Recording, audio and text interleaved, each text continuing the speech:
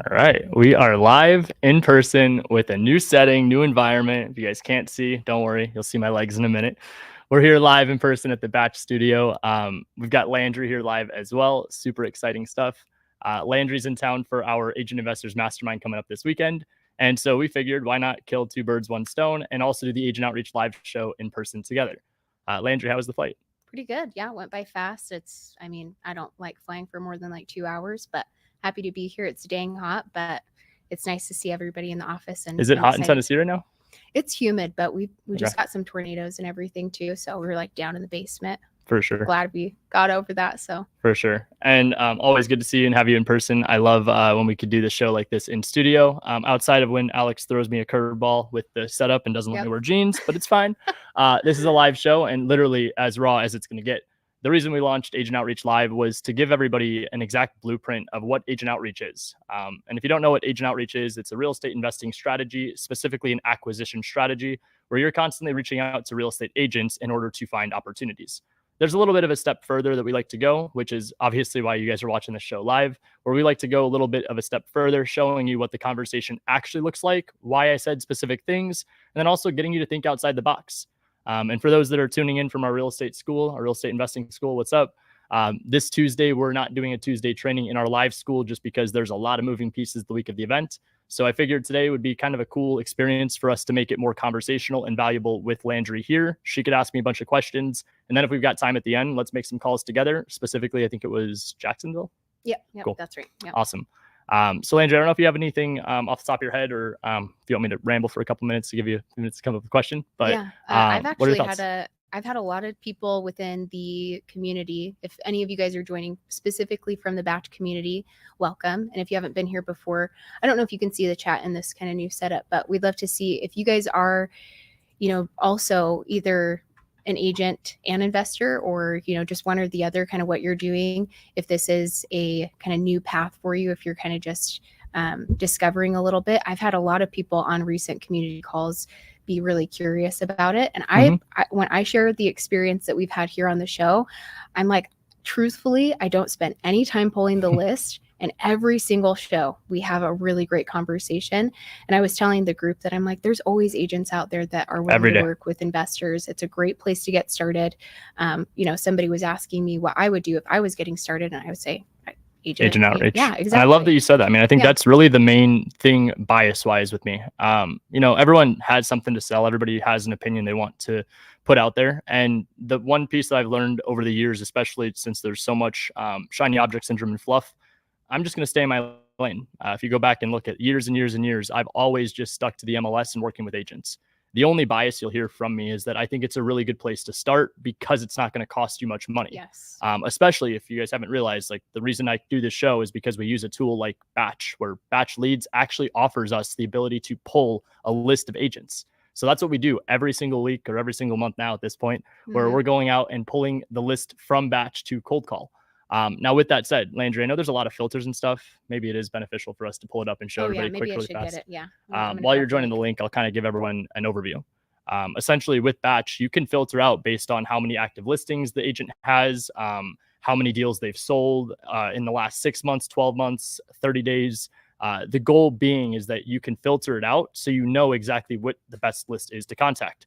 I think that's the $1 million question most of the people, especially on Batch Leads channel, are always wondering. What's the best list? What should I do next? Where should I go to skip trace? What exactly do I do to get my next deal the easiest? The best thing to do to get your next deal the easiest way is actually by working with realtors. It's not going to cost you an arm and a leg to go out there and find the opportunities, but instead it's actually going to allow you the ability to build repeat business with long-term relationships and referrals. So. Exactly. And that's what's so cool about it too. It's the truth behind it. I mean, today when I was preparing the list, I was just telling you that I did a little bit extra because you can do so much more within Batch, where you could go and look at like an MLS tab and see what they've said about their listings. And you can really find out like what's their average listing price, how long do their properties that they have listed sit on the market? Do they have a ton that have expired? Like, what are they really doing within their business? And then but you can filter like all of those things out, which is cool. So I can find people that are doing those things a lot easier. So I'm going to share this, and We're going to have to, if I do show you guys anybody, we'll have to have the stuff blurred out. So we might have to pop around a little bit, but we pop this up for you guys. Share screen. And brief message for my calves. Oh my gosh, I know. Sorry. It's a good angle. Oh, there we are. Okay, cool. Oops. So yeah, just like Ryan was talking about, this is where basically like when today or anytime I pull these lists, I typically do the same filters where I go and I search the area. Like we'll just do Phoenix, for example. And then you can come in here and do the amount of sold listings in a time period. So you can really find agents that are doing a lot of volume within, you know, a time frame, with recent or a longer time ago. Total sold amount, active listings that they have on the market right now, average listing price. And if you're trying to look for a specific agent as well, you can do that, or even by their brokerage. So pretty cool stuff. I usually do like the same 2 filters every single time, like a minimum of 3 active listings or 3 to 5, and then 3 to 5 sold in the past 6 months. That's it. Beautiful. It's pretty awesome. And you kind of dropped like a huge nugget here, but this is kind of like a directory of realtors. Yeah. So you could search up somebody's first name, last name, brokerage, city, state, zip code, and you could find that realtor. Yeah, I'm going to see if I can show that to you guys and just blur this part of the screen out. That's crazy. On what that looks like. And like you talked about earlier, you don't have to spend a bunch of money trying to track them down and getting their phone numbers or anything like that. As soon as you search for these agents, it pops up right there. Yeah, all their stuff. It's pretty cool. So here, let's do this. And that should be pretty good for the most part. Let me get that last part. But anyway, so you guys can kind of see that down here, or next to all of these people, which we can't show you guys this stuff, but you get all of their direct phone numbers, the office, the brokerage, all that good stuff. And then you can use it as a mini CRM as well. So you can start making notes. A lot of the time, you know, behind the scenes, I'm making the notes on when Ryan has a really great conversation with an agent, if they just don't work with investors and whatever else, you know. So it's nice, especially for people getting started, because it's in one place, so it doesn't make a mess. And you know? How much does this thing cost? It's only $99 a month. $99 includes so many other things like pulling list and batch. So if you are looking for direct to seller leads or cash buyers or managing your data or sending mail or driving for dollars, like the list goes on and on. It's awesome. If people click on that link down below, batchleads.io/Zolin, you guys can do a free trial. There's also, I hate to give away some secrets, there's going to be some cool discounts and giveaways at the event coming up this weekend. So for those that are attending, be on the lookout. There's going to be some cool discounts. With that, Landry, if there's any other questions, I'm happy to talk about agent outreach and really just try to elaborate a little bit further. But also too, I wanted this one to be conversational so that we can have value for everyone that's listening and watching the replay. And then also, if there's obviously any questions in the comments, please feel free to drop them and we can go through them together. Yeah, absolutely. I think where we were talking about, a lot of people are curious. I think if we just started out ground zero, how would you start these conversations? Like the main question I have, and a lot of people have, for if they haven't closed a deal, they don't have a portfolio, they don't have any partners that have a day portfolio. One, like this is fresh start. Ground zero. Like, do you start out and be like, hey, and tell the truth and be like, I'm just getting started. Like, I'm a wholesaler, right? You know what I mean? Like, what do you say in those very beginning stages? So we're actually going to take it a step further. We don't do agent outreach to start. The first thing we're going to do is actually going to be finding a buyer. So how do we find a buyer? It could actually still be through a real estate agent. And if I do make calls, that's actually kind of the first one I want to start with, is saying, hey, my name is Ryan. I'm sure you get a lot of calls from investors looking for deals. I'm actually kind of doing the opposite. I'm an investor that has deals sent to me all the time that I don't have the ability to purchase, or I don't have the buyers to purchase the property. Do you happen to work with investors?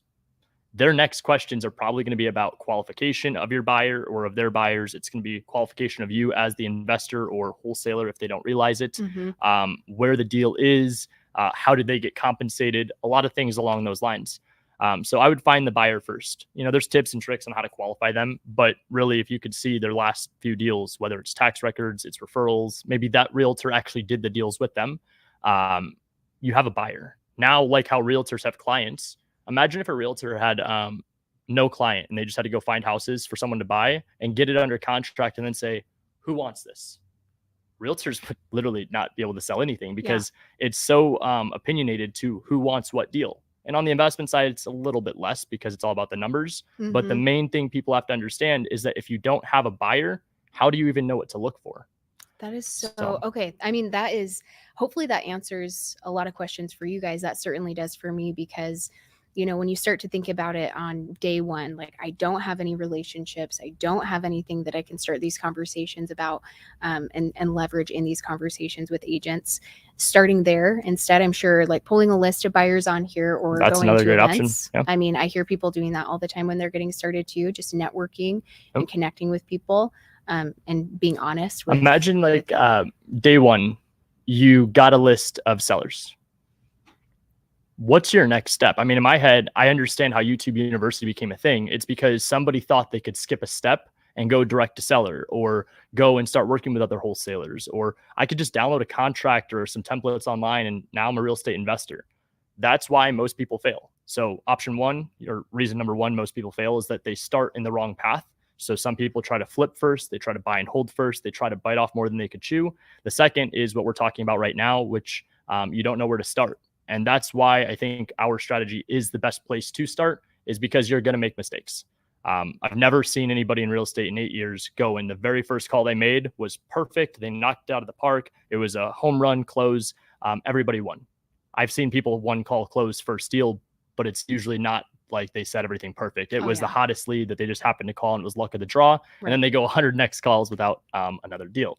So finding the buyer is the first step. The second, now that we know what our buyer is looking for and they're qualified, now we start talking to realtors, whether it's on market active listings, or if it is off market trying to find a realtor to bird dog. That's what it is for us. Both options work. I just like to lead with value to the realtor by making sure I have all my ducks in a row. So that way, when people ask me questions like, how do you sound so good on the phones? I'm like, it's nothing special. As much as I wish I could get up here and say it's a XYZ. No, it's called experience. It's the reps. I did enough of the calls, and I've gotten cussed out enough direct to seller to understand and appreciate how valuable realtors are. I cross my T's, dot my I's, and then from there, the relationship with them is a little bit more organic and easy to work with. So good. Plus, I mean, I think that's another really big thing with getting started. You don't know where to look in general. And I think it's a huge piece, whether, you know, you guys are going to be doing agent outreach or going direct to seller. You need to know what areas people like, what properties people are looking for, what they would pay for properties, so that you know what to do when you run your numbers. I think it's important in general to find the buyer, because that's going to be that's step number one. And property, once you do that, you do the agent outreach. The next piece after that, I'm going to try my best to literally give the full circle and value here. You have to make mistakes, which isn't just making calls, it's making offers. So once you have the realtors on the phone, if you notice about a lot of the times when I call the realtor, if it's an active listing, it's to see if the property is still available. Second, if it's not this one, it's the next one. So if it's an off-market opportunity, hey, Mr. or Miss Realtor, I have like a 30 to 45 day deadline that I need to get something under contract. Is that realistic? Yes or no? The realtors that start sending me stuff more, the only catch here, you have to be responsive. So as you're talking to a lot of these agents and building the relationship, there's this natural sense of, honesty, that you can tell them, I might wholesale this deal. Here's how I got my numbers. Here's how you did good. And here's how we could improve next time. That's all a realtor wants. Can you imagine being a realtor that not only doesn't know what your client's doing because they're not being 100% honest, but now the realtor's spending time looking for properties, submitting offers, and making calls. And this investor doesn't even tell the realtor what they're trying to accomplish. Every realtor we work with knows that we're going to possibly wholesale. And also it helps that in Arizona, we have a whole-sale disclosure. So they see in our documentation that we might wholesale this deal. So there's never that sense of, wait a second. Like, oh, I didn't catch that on the phone when you said that. Like, I don't remember you saying that. Like, it's right there in writing. Can't be missed, you know. And if it is, find a buyer, talk to agents, make mistakes, submit offers. Love it. That's it. That's awesome. No, I think that that's a really big piece of it in anything that you're doing in real estate, is the getting started step. And I know that a lot of people say, I don't want to start with finding buyers. I just feel like I need to find the deal first and then go to them. And I know a lot of people do it that way, but no. I mean, I see it all the time where you could go to Facebook right now and somebody's like, there's 20 deals out there. But the problem, especially in Arizona, we're like the mecca of real estate investors. There's no way possible that I could go to a disposition wholesalers list right now. I could do it on this live. I'll go to a disposition wholesaler list. I'll find an address. That address is only on their list. In Arizona, it is on everybody's list because people are known to daisy chain. You're not providing value. You get something where you get it under contract and then you're relying on hope to get it sold. And then it gets sold to someone that sells it to someone, sells it to someone, so on.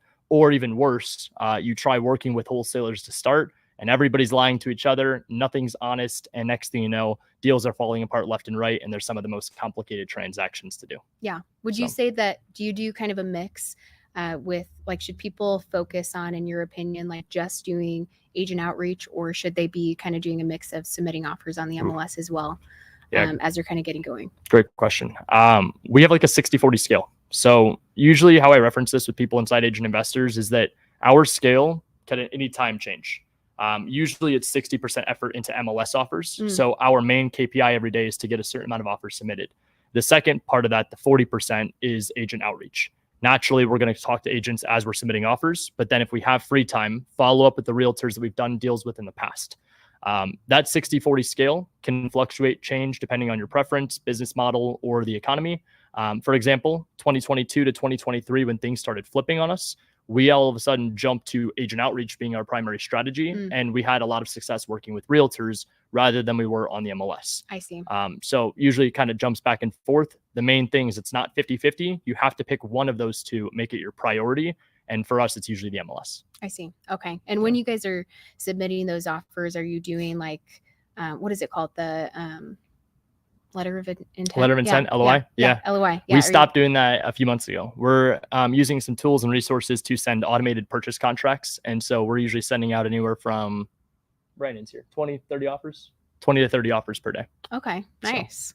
Yeah. So that's good to know, kind of just having a little bit of a mix. It's not like you need to do just one or the other. You're starting these conversations, seeing if agents have something that they run into that might be 100%. A good fit for you. But 100%. then, not giving up on things that are already listed right there. And it's a numbers game. I don't care if you're going to contact 100 leads if you're a realtor. I don't care if you're going to contact 100 sellers if you're a direct-to-seller investor. I don't care if you're going to contact 100 realtors in our strategy or submit 100 offers. All of them take time, and it's a certain number that it's going to take to get that deal.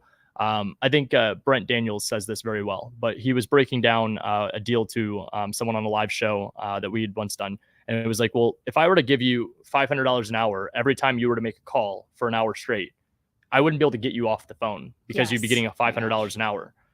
That's essentially what we're doing. We just don't get paid every hour. We're getting paid in delayed gratification. But when you break down the amount of effort and work it actually took you to get that deal, 9 times out of 10, the average like hourly wage is like $500 to $1,000 for real estate wholesaling. So that's what I look at every time. It's tough. You wake up, you don't have something under contract. It just takes one. That one deal, it could get you 10K, or in some cases, 50, 60, $100,000 or more. That's a life-changing check. So that's the kind of stuff that you could do with this strategy, which then leads to you having money in the bank, which then leads to you being able to make better educated decisions rather than leaps of faith and hope that the next strategy will work. That's a good way to look at it. Like, we all are looking for that instant gratification. Amazon. Especially nowadays with everything that's so accessible. But when you start to break it down that way, like if I was getting paid for this call right now, which you will if you keep going, it's like the analogy or whatever you'd want to call it it's in the book Think and Grow Rich. It talks about how when the man that gets to the end of the tunnel, like if he would have just gone, like kept going. Like right there was. That's really what it is. I mean, I always use the analogy too of like mind is like, it's right there, like right when you're there at the peak of it being so difficult. If you just keep going, it's like something that everybody talks about. If you just push forward, it's right there. So this is the hard part too, and this is a bold take. It seems like every time I do a live show, I'm like this close to being canceled. So, oh my gosh. My bold take is that the reason most people take 6 to 12 months to get their first deal is because they're listening to too many gurus on the internet. I should go do this. I should go do that. If I do this, just this one way or this one time, or even what if I added all of them together and then I was like multi-valuable where I had all these different tools on the tool belt, but you've done less than 5 deals total, or maybe even haven't done your first deal yet. Right. Again, my point of being aggressive there is that this is the best place to start because you're going to make mistakes no matter what. I would rather you make a mistake with something that costed time rather than something that costed money. Yeah. Another thing that I see too, and I think it's so true. It's just one of those things that you don't think about or realize until you start looking at yourself in the mirror. It's true for all of us that they say that people accomplish less when they start talking about all these plans. Like, I'm going to actually do this. I'm going to actually start this business. You know what? Tomorrow I'm actually going to do this. But it was this study that's done that it's enough. It makes you feel good enough to tell somebody, because naturally you're going to say, that's great. That's awesome. You are going to do that. And then you go to bed the next day, you're like, yeah, I feel good because they told me that I'm going to do a good job. And then the worst part is, like, it's crazy. Taking it a step further, what happens after that? Your friends, your family, your significant other, your support systems, they've been told by you that you're going to do something, but they haven't seen the results. So whenever I talk to someone, they're like, well, cycle. My spouse doesn't agree with this, or my friends think I'm an idiot for this. And I'm like, well, because you haven't proven them wrong. I mean, right now, all you've done is tell them you're going to do something and you haven't actually done it. You have to practice, like, almost keeping it to yourself. You're like, if I'm serious about doing this, just do it. I'm going to just try to do it and not tell everybody about it, 100%. Which is pretty crazy. 100%. So I did want to ask you too, for anybody that is kind of their ground zero, how would you start those conversations with the buyers? Like, would you, before reaching out to agents, would you make sure that you've discussed with that buyer what their portfolio looks like and told them, hey, I'm also connecting with agents? Like, what does that look like, so that, when you're on those conversations and you're like, hey, I can send you over a portfolio, I'm guessing that not everybody. We have like a folder of stuff. Yeah. Like, I think that able to do that, but the key thing, regardless if it's buyers, agents, other wholesalers, it's intention. What you have to do when you're building these relationships is not only being honest to them, it's expecting them to be honest to you. And a lot of that, even though people can lie, it's how you set the expectation and how you frame it. So with what we do, my intention is to call a buyer in this conversation. So if I'm calling a buyer, I'm ideally making sure that I've already pulled their records from tax records. I've pulled them from batch leads. I've pulled them from a list of my realtors that have worked with other investors in the last 30, 45, 60 days. So when I'm calling, I have an address of a property they've actually purchased recently that I could say, it looks like you bought a property out here on 123 Main Street. I'm actually working on a few things that are in the same area. I was just curious, are you looking to buy another?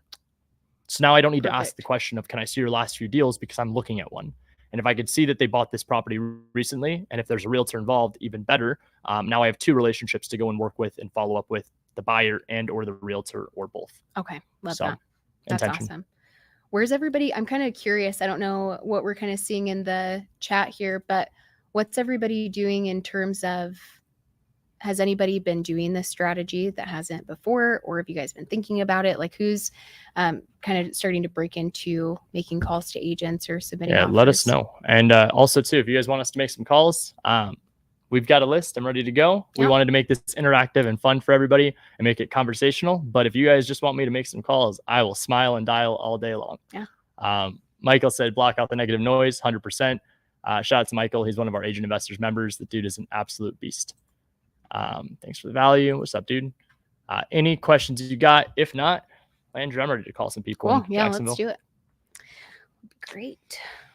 And so I said earlier, I was going to try to a different approach. Landry, just for context, this list you pulled, 3 to 5 active listings or sold listings?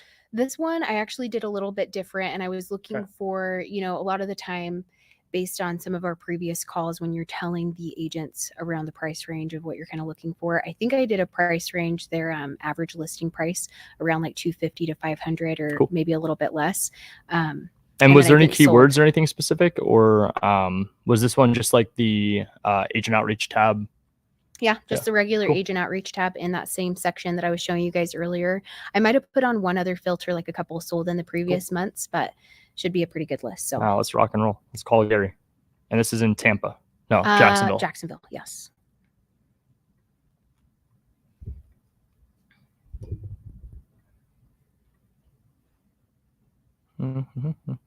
Calling Gary. Or attempting to. 90. Double dial. I think his phone is off. All right. We're calling Dana. And first number is the office, or the second number? First is their personal, and then second is office.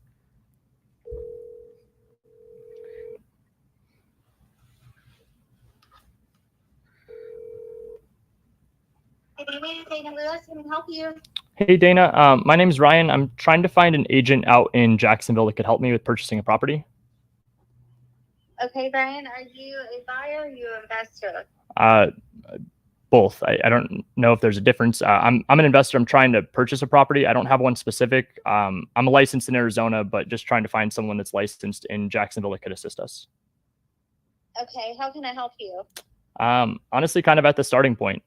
Jacksonville is a market that I've been eyeing down for a while, and I figured I would just take a little bit of time and call some agents and introduce myself, see if there was possibly a match that we could work together. I'm not looking to waste anybody's time or anything. I just need a little bit more help getting familiar with the area, figuring out what the good deals are to buy. And then obviously, if we can work together, I would love for you to be your agent and represent us, and we don't need to take any kind of referral fee or anything on the commission. Okay, as an investor, are you aware of the new laws going into place in July, August? You're referring to the commission? Referring to buyer brokerage agreements? Yeah, commission being paid by the buyers, correct? Yes, and as far as exclusivity, however you say that, to where you guys would work with one realtor. So you sign, like how you sign a listing agreement, you would sign a buyer's agreement as well. So as of July and August, just letting you know, I get calls from investors literally daily. If they're not calls, they're text, and they say different things, and then they all end up saying the same thing. They just are calling around a bunch of agents trying to see if they can find a deal, but they're not loyal to that. So in return, realtors don't like working with those kind of investors because you're working with 50 other agents. So Sure. Now, whenever I find deals, I do sometimes save investors' numbers and just shoot out emails. Hey, by the way, I got this coming up. But those deals are not happening that much right now. I'm sure that's why I'm getting so many calls. So I don't have anything at the moment. But if you want to text me information, I will save your number, and then something comes up, I'll let you know. I don't really work in Jacksonville. I mean, I will, but that's really not my area of expertise. What's your area of expertise? Putnam County, Clay County, St. John's. Okay. Gotcha. And also too, on the exclusivity thing, just so you know, I don't have any issue with that. My point here isn't to waste anybody's time. I do have friends in Florida that are licensed. And so, I mean, as long as in the exclusive agreement, it said if this person brings me a deal that you're not going to expect a commission to be paid for something that they brought me, then that's fine with me. Yeah, I don't know how I actually was on a webinar this morning with the Florida realtors. I'm not sure how they're going to word it to where for investors in that situation, how that's going to work. Because technically I'm not showing you a home. Sure. Would you have any issue in that case? I mean, I don't know why that would be an issue, but I just want to make sure that wouldn't be with you. Yeah, no, I don't have, honestly. That's not called exclusive. It gets a little annoying, to be honest, when I get so many calls and they're just. You could just block them all and save my number. Like, I'm not going to be upset or anything. And like I said, I'm not looking to waste anyone's time. I'll put down non-refundable earnest money. I like an inspection period, but I mean, yeah. Yeah, I mean, the problem is I think a lot of you guys are hoping for like those $30,000-$40,000 deals that are almost impossible to find. What do you mean 30 to 40? Like the purchase price? Yeah. Like, oh God, no. I mean, I'm looking like up to $500,000. We've got hard money lenders. I mean, if you want, I'm more than happy to connect you with any of our people. Cedric's one of my good buddies over at our hard money lending company. We are first name basis, and my company buys a lot of deals with them. I'm always trying to use other people's money, but I mean, we've got a folder of deals we flipped in the past. I'm more than happy to send you our portfolio in Arizona. I'm just trying to branch out to some different markets and didn't really know where else to start. So I figured I would just call another real estate professional. So are you not a wholesaler? We've wholesaled in the past, but that's not really what I'm looking to do here. I'm trying to flip more of these deals. Are you a fixer? Are you just I mean, what do you typically do when you buy them? Lipstick remodels. I got caught in 2022 flipping more than what I should have, multi-million-dollar houses. So now we pretty much like to do carpet paint. Every once in a blue moon, we'll change some windows, but remodel, like to keep it a little bit more on the lipstick side. Okay. All right. Yeah, send me your information. Was there anything that I could do on my end too, just to kind of, I guess I didn't know that there's a lot of people calling a bunch of realtors and stuff. Is there anything like you need from me or anything that I could do to kind of make you feel better about like what it is that we do and our services? No, I mean, honestly, it's just putting a face with the name because it is so automated now, and the calls and the texts are just so much. And also, I mean, here's another thing too. I mean, if you're getting a lot of texts from people that are wholesalers, like I said, I've wholesaled in the past, and if I were to ever wholesale a deal, you're the first person I'm going to call, and I will tell you that before. Most of the time, I don't think that really works in this case. I want to build a relationship based off of like us closing and showing you how we work. From there, yeah, let's do multiple deals together. And any of the wholesalers that are texting you, if you want to send me those deals that they bring to you, I'm assuming most of the people reaching out probably don't have deals, which is why they're asking a realtor to help. That's an easy way to eliminate them. I have a number of deals that are always sent over to me in multiple states. They're just too tight, and most of the wholesalers' numbers don't actually work. Yeah. Okay. Yeah, because I mean, I do get. I mean, I think I had one last year that unfortunately, I just think it was bad timing. It was actually a family member. The house needed paint, and not a lot of paint, just like bedrooms. It needed new flooring in the bedrooms because they had terrible looking carpet. And the only thing that it really majorly needed was the drywall finished in the bathroom because they started redoing the bathroom and they didn't finish it. Started going through a divorce. Oh, wow.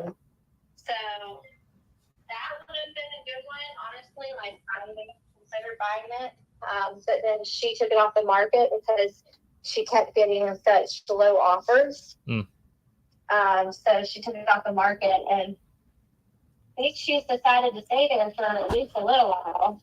Is this someone that you said was a family member or a family friend? Yes, it's a family member. I mean, what I would be open to doing too, just to kind of show you how fast we work.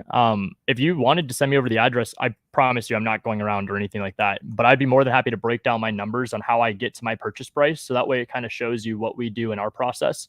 I'm more than transparent on everything we do, and I don't want, again, to waste anyone's time. So maybe those lowball offers were actually probably around where most investors need to be. And if anything, maybe if my offer is higher, you could go back to her and see if she's open to taking it. Yeah, I'll give you the old listing. I'll give you the address. You can pull the old listing. The pictures that are on there are when she bought it a couple years ago. Okay. And really, it could look just like that again. It's just, again, she started redoing the bathroom and didn't finish. Okay, that's fine. The outside needs to be pressure washed, and the inside, she painted weird colors. This is crazy. This is great. It's just not good standing in the bedrooms. So sure. Okay. that is replaced. Okay. Yeah. Easy stuff, and a lot of people just can't see past that. Well, and I get that on the traditional side. If someone's looking to buy it as a primary home, they want to move into something move-in ready. They don't want to deal with a bunch of maintenance and renovations, especially if they're paying a super high interest rate right now. They probably can't afford it. So yeah, I get it. That's why we come into play, and we're here basically trying to make it as easy as possible for everybody. Those that are super easy remodels, something like this you're talking about where flooring's ripped up and maybe a little bit of cosmetic stuff, I'll typically pay at least $5 to $10K higher than most investors would. Okay, and then what about manufactured homes? I get those often in my area too. I'm not opposed to it. My biggest thing with that is as long as that it's financeable and the land is owned, I'm good. Yeah, I probably wouldn't. Yeah. I would Mobile homes are kind of tough. I'm not opposed to it. If it's a really hot area and you got a good deal, look, if it's higher than $500,000, I'll rob a bank. Okay. Like, we'll find the money. That's not ever an issue on my end. It's just a matter of finding the good deals. And that's where, actually, just to be honest, that's part of the reason why we're expanding out of Arizona. I have a lot of friends that also flip in Florida. And, we always want to talk about how to find deals. It seems like a lot of them spend tens of thousands of dollars a month in marketing to the sellers. I've always worked well with other realtors, and I have friends that are licensed. So if I could work with a realtor, I'd rather do that. And I'm also trying to make it like one relationship, like you said earlier. So it sounds like you and I are kind of on the same wavelength, and I think that we'd be a great fit to work together. My biggest thing is always communication and making sure that we're efficient and, again, not wasting your time. Right. Where are your other agents at in Florida? They're in Tampa. They're trying to get me to go to that market, but Jacksonville is just a little bit cheaper price point, and so I figured I'd kind of dip my toes in the water into a cheaper price point than Tampa. Yeah, and Putnam County is a little bit less expensive than even Jacksonville. I mean, it is starting to come up, which is crazy. But you can find better deals. I feel like. What's her name? Some of the deals It's Dana. Dana. The west side area. First call. You have to be careful because those will just sit on the market. Is there properties that are sitting on the market right now? Yeah, properties are starting to sit again. So do you think it'd be crazy if like we submitted an offer on those properties, or do you think that they're not willing to budge too much on the price? So I think that people are starting to come down. I just think it's taking them a little bit longer to realize. Everyone's like, oh, the prices are going up, and well, that's great, but if they gotta sell. So like I just got an market update, and I was briefly looking at it yesterday, and it just basically said home sale prices are going up in Florida, and inventory is going up, and the homes that sold are going down. So what does that tell you? Wow. Buyer's market is coming. 100%. Do you think there's going to be a rate drop this year? They claim that there is, but I don't know. I think that there will be around the election. Yeah, that's kind of what I think too. And that's why I'm also trying to, stay a little bit more on the lipstick cosmetic remodel side. I don't really want to touch anything too crazy just in case the market does change or something drastic does happen. I'm not going to get caught with my pants down. Right. I mean, again, like we could always go to war. Things could always happen. But I really don't think anything crazy is going to happen this year. But I do think that that homes are going to continue to start sitting more. I don't think that prices are going to drop so much like 2017. That would be nice. That's when everybody was happy in 2017. Rates were cheaper, prices were going down. Everyone's kind of riding the waves. Yeah, the sellers were happy. They were getting, what they thought what the home was worth back then, until they got spoiled. And she tried to get me off the phone like 2 minutes into the conversation. You got her. I'm like, everyone's a little spoiled right now. Now it's the unbrainwashing. Right. And let me ask you, just kind of curious, is like the traditional like helping people buy and sell, is that like really active out there, or are you kind of seeing that slow down a little bit too? With realtors, you mean? Yeah. I'm asking how motivated she is to working with us. I have been definitely slower with buyers lately. And I don't know if it's more so because of it's the rates. What's going on with the lawsuits. It's the rates. I'm not really sure. It's the rates. Because I know homes are selling, maybe not as much. It's just affordability. That's all this is. I have my deals, like I have a little bit of a niche. I do a little bit of new construction. Here we go. Which is not very common. So I'm usually, pretty protected as far as the market. When the market goes down, I'm still usually doing pretty good. But I have definitely seen a decline in the last couple of weeks. At least I have two that are about to close. And one is an investor who's buying it for a flipper, or not for a flipper, for a rental. And honestly, I don't think he's getting that great of a deal. I've tried getting the seller down multiple times on things, and we've, threatened to walk away multiple times, but the buyer continues to want to buy it. So we're still in a contract. Was this on the MLS or where was this deal? It was on the MLS. So we acted pretty quick. Now I will tell you that this home, it's under contract. It was like 180 something thousand. And we did get it under asking. But I had another investor that bought a home a few months prior, and it was like 140, and it was way nicer. Wow. So I don't know. I guess if you're buying and holding though, usually you're looking for at least 20% equity. So if he had that, it might have been a good enough deal for him, or sometimes depending on what the return is that they're looking for, buying and holding could be an opportunity if you had some money that you needed to park to offset some taxes or to allocate other people's funds. So maybe that was something along those lines. But that's awesome. If you're already working with an investor like that, most buy and hold investors will probably pay a little bit more than a fix and flipper, just because they're holding it long term. They don't need the cash out now. Right. Yeah. Okay. Well, cool. Is there anything that maybe I didn't cover, or anything that I didn't mention about myself that maybe you wanted more information on? I'm, like I said, an open book. I just want to make sure by the end of the conversation, like, we're comfortable that we could work together, and whatever the next steps are, I'm happy to follow. I just want to make sure that obviously if any of my friends in Tampa found a good deal or something that I did buy, that exclusivity would be specific to the deals that you bring us. Yeah. So, you are only looking for flips. You're not looking for any kind of rentals or passive income like that, right? I would be open to it. We always are trying to buy at least a couple rentals a year just to offset some taxes. I haven't bought anything to hold inside like the Florida market yet, but I'm not opposed to it. I mean, if you found a really good deal and you felt like the cash flow made sense, typically how I run my numbers, I want to be like a low side 8% return, more often 9-10%. I mean, they're harder to find nowadays, but just kind of depends. We also do a lot of lending, so if we can't find a rental, we can just park our money over there. Okay. I'm just trying to think if I have anything. Did she send you the address? Thank you.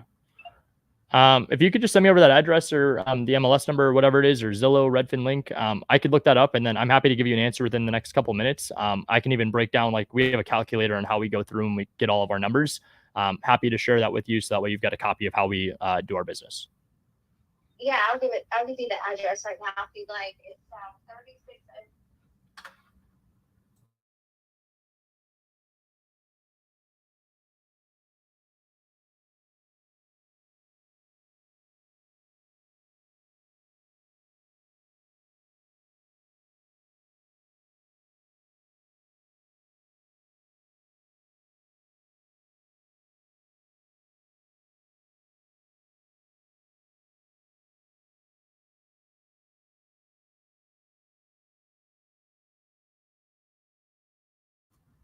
What was the city? Palatka, Palatka. Palatka. Okay. Is that area like appreciating pretty well right now? Yeah, it is. I think if we were to put that one back on the market, it probably would sell pretty quick. Again, it's, cleaning the house up and making it a little bit more presentable as far as getting the stuff out too. Cool. Would help. Awesome. She's looking for help with getting some of that stuff out, you said? No, she just needs to get her personal stuff out. Got it. Okay. It just doesn't show very well. Cool. Well, let me take a look at that property. I'll look at some of the photos, and then I will get back to you within the next couple of minutes. If there's anything else you need from me, this is my direct cell, so you can give me a shout, text me, call me. More than happy to take a look at any property and give you a number that we could pay for it, and then hopefully we can get something under contract. My goal, I don't know if it's crazy or not, would be within the next 30 to 45 days. I mean, worst case, within the next couple of months. But that's kind of what we're hoping to accomplish. Okay, I will keep you in mind. Just send me your information. Awesome. Thanks, Dana. I really appreciate it. All right, have a good day. You too. Bye. We went from no way, Jose, to I got an address. So I thought that was so good. The way that you were like, hey, like, is there anything else that you need from me to essentially assure you? How are we looking? So? All right. And as I mentioned too, the feedback, the communication goes both ways. What I'm going to do here, luckily Brandon's here, we can comp the property and I can give her a number of what we can pay, breaking it all down and educating her on how our number is what it is. So awesome. So, I mean, these agents, I mean, even if that doesn't work out, it's still that was my second call. Oh yeah. Who was it? That's just crazy. Like the first one went right to voicemail. Oh, yeah. So this was this was the very first call, really. I mean, if you want to get technical, I dialed 2 people. The first one went to voicemail twice, so their phone was off. First one that actually dialed and went through, answered, and she sent us an address, and she said that she got a property under contract that's selling to a buy and hold investor, and that she gets calls like this all the time. And she was just about to say, just send me information, whatever. And it transitioned to a conversation where she sent me an address. So good. That was awesome. I think the transparency and having a real conversation where you're not sounding just like everybody else that she's probably used to, like, oh yeah, I'll send you my info, getting off the phone, but not building and having a deeper discussion. You're going to stand out in her mind compared to other people that's, stayed on the phone with her for 20 seconds. 100%. So this guy's got it. That was awesome. I got the real estate riz. That's what it is. Yes. It's exactly what it is. Thank you, Master Acquisition. I could not have said it better myself. Love that. We got like 15 minutes. Honestly, I know what's going to happen. I'm going to call a bunch of people. They're not going to answer, and it's not going to top that call I just had. That was awesome. Yeah. Let's take 10, 15 minutes and just finish up with some more questions, thoughts. And then if there's anyone that has any comments that they want to put in the comments they want to put, feel free, and we'll go through it together. Landry, let's talk about the upcoming event this weekend. Super exciting stuff. Again, I appreciate you flying out, being here, supporting, and just being a part of the event. Of course. We've got a lot of cool, exciting things. So if you guys are local in the Arizona market and you guys are wanting to come and hang out and attend, there's a couple general admission tickets left. So just let us know, DM us on school, DM us on social media, comment here.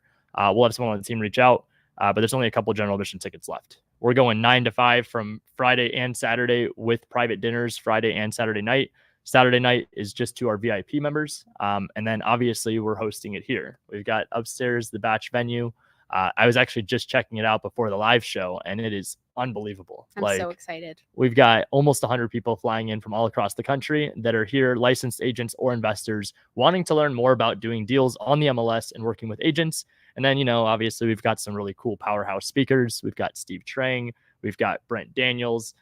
We've got my buddy Vic, who does dispositions nationwide. We've got a number of some really heavy hitter speakers that I'm looking forward to even watching myself and taking some notes. Yeah, that's going to be really cool. I think it's going to be a great group, and I'm looking forward to getting to see it all. For sure. For sure. And my main thing of saying that was to let people know that you don't need to come to an event in order to find success. You need to find what is your why, and you need to find the willingness and motivation to do it every single day. I want to be transparent. That call, super cool, right?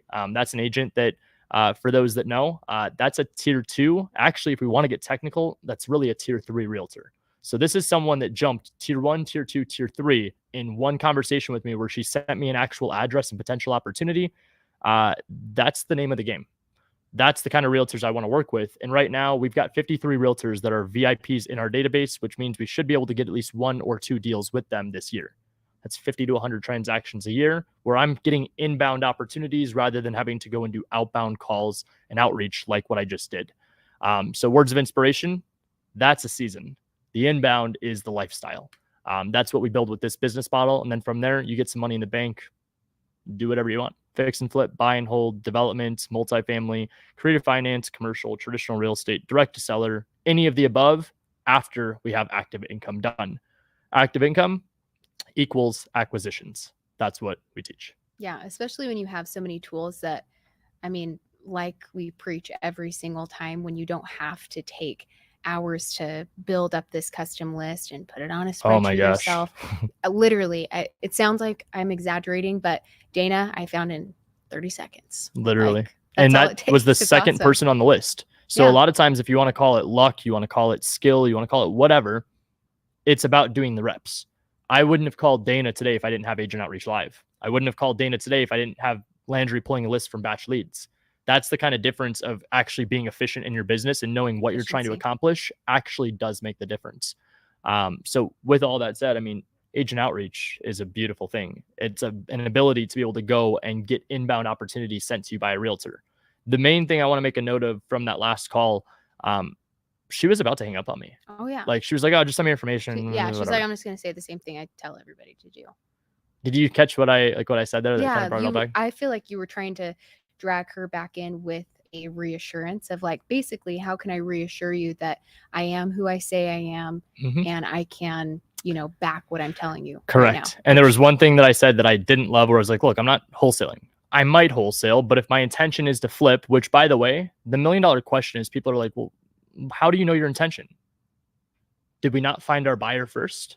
What's our buyer going to look to do? Our buyer is going to look to flip. So if our buyer's trying to flip the property, our intention is to flip the property. I work for my buyers. That's how this relationship works. So I don't like playing the whole, it's not how you say it or whatever game. That's what this is. But with that said, I also told her 2 minutes later, look, I do wholesale. I have wholesaled in the past. And if I am going to wholesale, you are the first person I'm going to let know. Yes. You'll be transparent. Transparent. Yeah. So and it depends on what the property. And I definitely, I reeled her back in. I had to find my way. But the thing that I thought she was looking for was difference. Yeah. So if you guys are using virtual assistants, do you think they would have handled that call? Promise you, no way. No way they would have handled that. You can handle that. And I'm talking to everybody watching this, live or the recording. This is something that you can do too. Just picking up the phone and calling the realtors. At the end of the day, again, this isn't a secret sauce. The more you call, the more comfortable you get. And if it makes you feel any better at all, I get so anxious every time I call. Even that call right there, I was like, they're going to answer and they're going to hate me and they're not going to have properties and I'm going to waste my time and I'm not going to do it. And then sometimes you just got to suck it up and do it. You got to do the things that suck and it gets easier. I think that's something that a lot of people don't talk to. I mean, I even get like that with making a call to somebody about like their account to check in that I know they're going to be nice. And I'm like, they like paid you to like, for help. And you're like, they're going to, my like heart's racing. I'm like, this isn't going to go great at all. It's just a regular conversation, but I think we forget that and everything. One thing with that, as we're kind of nearing the end here, for anybody that doesn't know, when they are looking at, like when we come back to this topic of being efficient and using tools to help you along the way, how many calls should somebody aim to make? How many conversations, things like that would you, because you have a nice steady kind of database of these realtors. So how long did it take you to build? It took me a couple of years. Honestly, to get the first deal was in my first month. Literally was calling agents. It was crazy. 12, 14 hours a day, got something 30K.